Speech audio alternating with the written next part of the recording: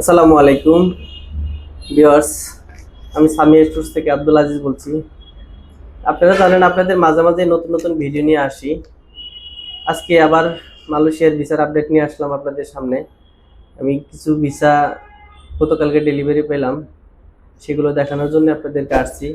আসলে অনেকদিন ভিডিওতে আসতে পারিনি, কারণ হচ্ছে ঠান্ডা জ্বর ছিল। আবার নতুন আপনাদের মালয়েশিয়ার ভিসার আপডেট নিয়ে আসলাম।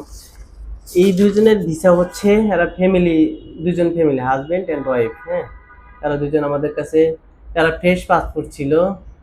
ফ্রেশ পাসপোর্টেই হাজব্যান্ড ওয়াইফের ভিসা পেয়ে গেল। 7 ওয়ার্কিং ডেজে হাজব্যান্ড ওয়াইফ ভিসা পেয়ে গেল। এটা হচ্ছে আমার নিজের ভিসা। আমিও গতকালকে ডেলিভারি পেলাম। আমি 7 ওয়ার্কিং ডেজের মধ্যেই পেয়ে গেছি। আমার অনেক মালয়েশিয়া অনেকবার যাওয়া আছে। আমিও গতকালকে ডেলিভারি পেয়ে গেলাম।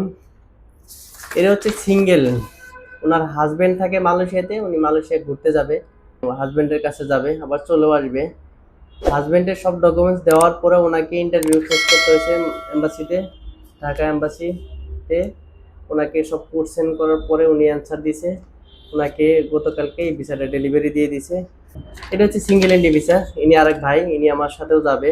আমি সামনের মাসে অ্যাপ্লাই করব। এটা হচ্ছে আমাদের আরেকটা কাস্টমার, উনি মিস্টার কামাল।